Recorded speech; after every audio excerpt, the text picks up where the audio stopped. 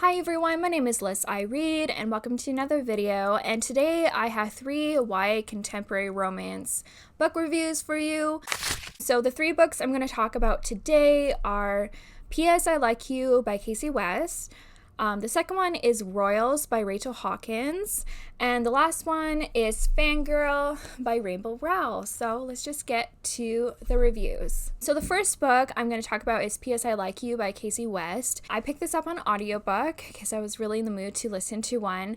And this one, we follow Lily, and she is a musician, or an aspiring one, specifically a songwriter. But she's your typical teenage girl, and she has a crush at her local school. She has a best friend that she confides in, and she's kind of one of those not like other girls situations. She isn't popular. She doesn't dress in the normal trends. She kind of enjoys her own specific style. This story, we start out learning that she has a crush on a boy, but she's too scared and embarrassed to make any moves or even just talk to him.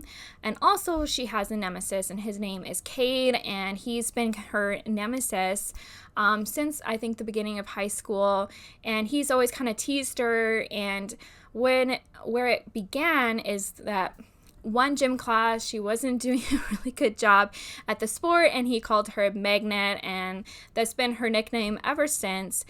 Anyways, she starts writing letters in her chemistry class. She is just writing lyrics from her favorite band on the desk of all things, which is a bit of a no-no, but she does that, and then the next time she attends class, she notices someone has responded specifically with the rest of the lyrics of this song. And so she starts corresponding with the student, at first just on the desk, but then they actually write physical letters and leave it tucked in the desk underneath. And she starts confiding with this person, and at first she thinks it's a girl, but she finds out it's actually a boy, and she doesn't know who it is.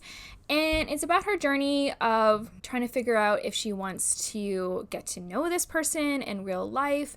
Also, she is struggling with her songwriting. She's possibly hoping to do a contest, but she's really self-conscious about her writing.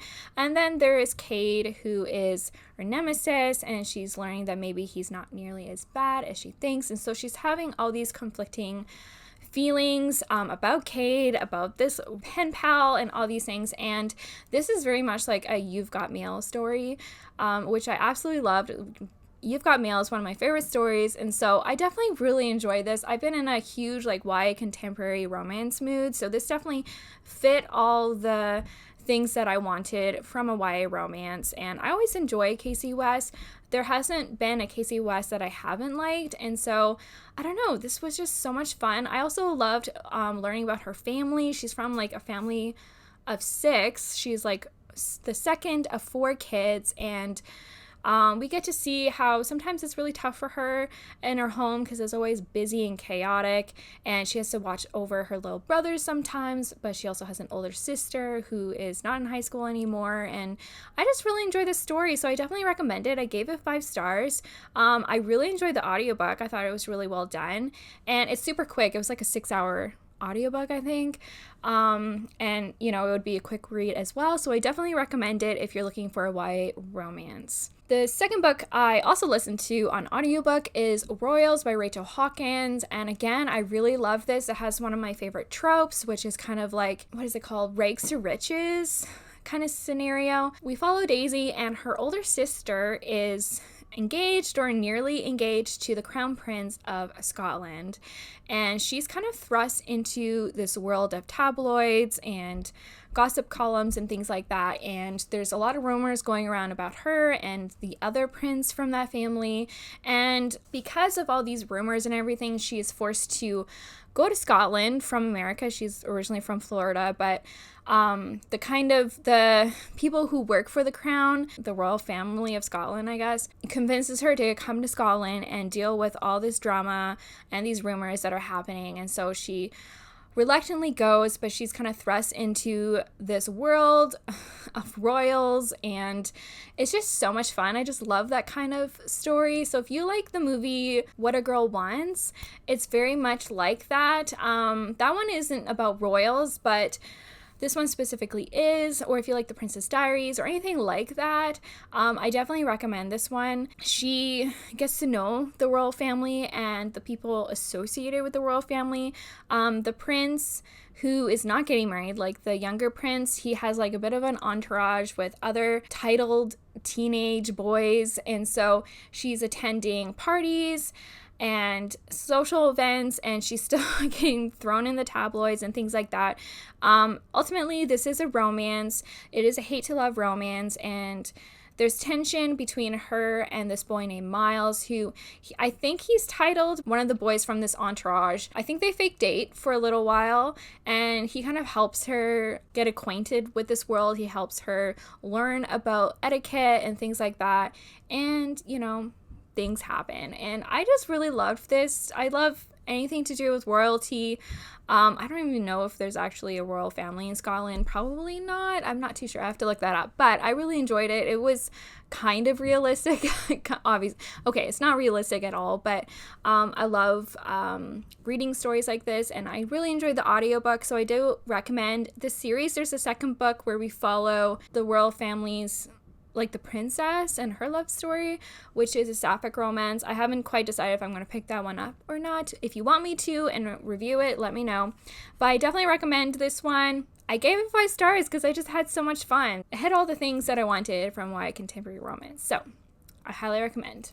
And lastly, I have Fangirl. I finally read this book, and again, I listened to this on audiobook, so I guess these are all audiobook reads for me, but I do own the physical copy, and I'm glad that I do because I really enjoyed this. This was so great. I understand why everyone loves this story, and it definitely gave me such Harry Potter vibes because we follow Cather, or Kath specifically, and she's a fanfic writer. She specifically writes Simon Snow fanfic, and I think the love interest is Baz. I think that's his name. I don't quite remember. But anyway, Simon Snow is basically Harry Potter. In this story, Rainbow Rowell, she makes up this story about, which basically is Harry Potter. And so in this world, or this story, Kath, she writes fanfic for the Simon Snow franchise, I guess you can say, and it's specifically like she writes male romances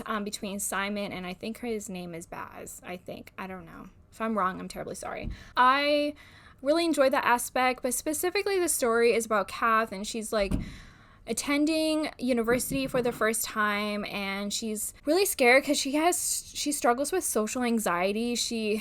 Every new social situation, she gets super nervous, and unfortunately her and her twin sister are on hard times. Her twin sister kind of wants to just strike out on her own and doesn't want anything to do with Kath, which makes Kath really upset and nervous, and she's struggling with her relationship with her sister, but she's also struggling like starting university and being thrust into these awkward social situations, like having a new roommate, attending class, and like just going to the cafeteria like freaks her out.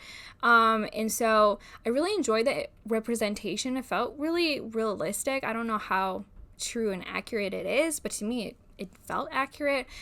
So I enjoyed really reading from her perspective. She's also dealing with other situations like her father. Her father also struggles with mental illness and the effect that it has on her. Also, her father is divorced, and so she is estranged from her mother, and there's all this emotional turmoil about that because her mother wants to get in contact again, and she doesn't want anything to do with her mother. She's dealing a lot. She's also struggling with her writing. She's taking, I think, English, and she's part of like an advanced writing program, and she's having some writer's block, even though she writes all the time, because this fanfic that she writes is quite famous online. There's like thousands upon thousands of people who read her fanfic, and there's a bit of a romance in here as well, and I really enjoy the romance a lot. His name is Levi, and he's just like super soft. I just really enjoyed reading the romance, or listening to it, I guess I should say. And I really enjoyed this. I understand why people love it so much. It is a little long. Like, it wasn't bad. I didn't feel like it was dragging or anything, but it's like over 400 pages, and for a YA contemporary that can feel a little long, but I enjoyed every moment of it. I love listening to her excerpts from the Simon Snow story, and not just that, I think they have other things in here too, like from the actual Simon Snow story. I do want to read Carry On at some point. I understand why people love this franchise, so I do recommend it. I think the hype is justified. So if you like YA contemporary romance, you will probably enjoy this one as well. I hope you enjoyed this video. I'd love to know if you've read any of these books before. If you have, please comment down below. I'd love to know your thoughts and opinions about them. Did you like them? Did you not like them? I would love to have a conversation with you. And these were all 5-star books. Like, that's amazing. I enjoyed every single one of them so much. If you like this video, please give it a thumbs up. Please subscribe. If you have not done so, you can follow me on Goodreads and Instagram. And you know what? I want you to keep reading. Bye.